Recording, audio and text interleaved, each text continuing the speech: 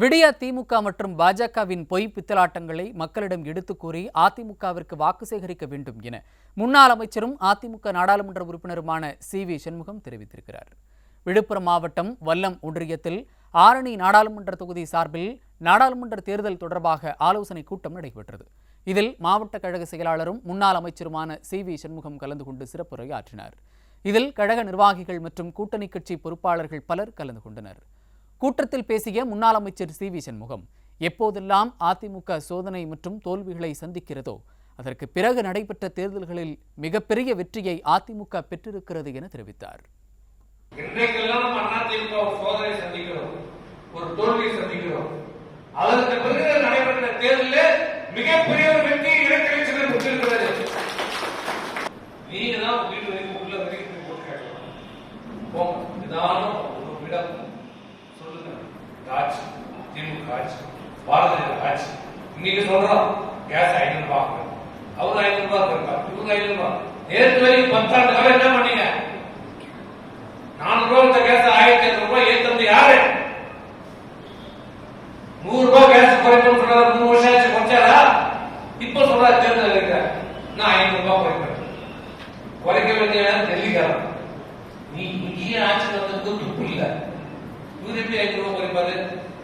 100 ரூபாய் கொடுக்கறதுக்கு மானியம் கொடுக்கறதுக்கு வக்கீல் உங்களுக்கு, நீ 500 ரூபாய் கொடுக்கியா? இதெல்லாம் நீங்க சொல்லணும். மக்கள் கிட்ட கொண்டு போய் சொல்லுங்க. போய் வித்தலாம். மீண்டும் ஒரு முறை உங்களை ஏமாற்றும் மக்களுக்கு சொல்லுங்க. மத்திய அரசும் விடியா திமுகவும் அதிகார திமிரில் ஆட்சி நடத்தி வருவதாக முன்னாள் அமைச்சர் சி.வி. சண்முகம் கடுமையாக சாடினார். இன்னைக்கு ஆட்சி அதிகாரம் இருக்கின்ற திமிரில் ஆணவத்திலே இன்னைக்கு மத்திய அரசாங்கம் அதிகாரம் மாநிலத்தில் இருக்கிற அதிகாரத்தை வைத்துக் கொண்டு பாரதிய ஜனதாவும் திமுகவும் இன்னைக்கு ஆட்டம் கொண்டு கொண்டிருக்கிறது. உங்களை விட இந்த தமிழகத்திலே 50 ஆண்டு கால அரசியலே 32 ஆண்டு காலம் ஆட்சி கட்டளை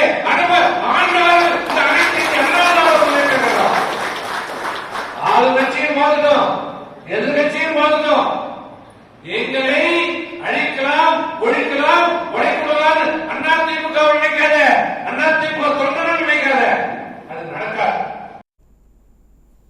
தொடர்ந்து பேசிய முன்னாள் அமைச்சர் சி.வி. சண்முகம், விழுப்புரம் மாவட்டம் முழுவதும் மக்கள் தன்னெழுச்சியாக வீடுகள் முன்பு இரட்டை இலை சின்னத்தை வரைந்து வருவதாக பெருமிதம் தெரிவித்தார்.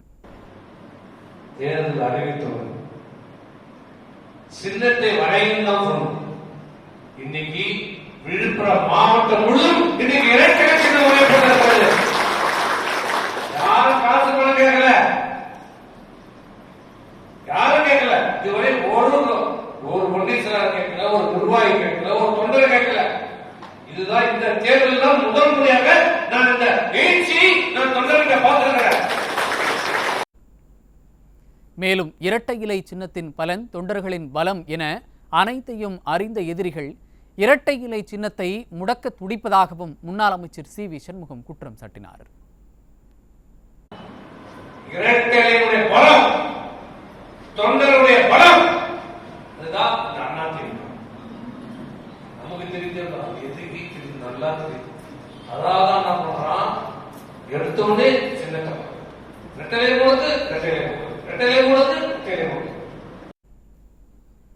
வரும் நாடாளுமன்ற தேர்தல் அதிமுகவிற்கு உயிர் நாடியான தேர்தல் என்றும் கழக நிர்வாகிகள் தொண்டர்கள் கடுமையாக உழைக்க வேண்டும் எனவும் தெரிவித்தார்.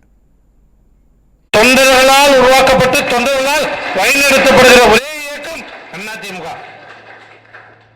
இன்னைக்கு எடப்பாடியார் வச்சு ஒரு தொண்டர், இன்னொரு தொண்டர், அவ்வளவுதான். இது யாரும் குடும்ப கட்சி கிடையாது. நீங்க யாருக்கு ஆதரவு அளிக்கிறீங்களோ அவங்க வெற்றி பெற்று அவங்க இந்த கட்சியை வழிநடத்த போறாங்க. அப்படிப்பட்ட இயக்கம் ஒரு வலுவான இயக்கம். அதனால தான் யாராலுமே இந்த இயக்கத்தை அசைச்சு பார்க்க முடியல.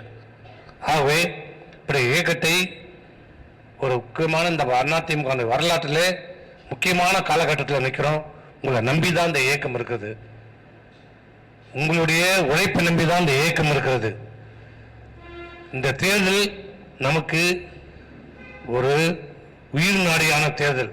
இதை மனதில் வைத்து அனைவரும் சிறப்பாக செயல்பட வேண்டும் என்று கேட்டுக்கிறேன்.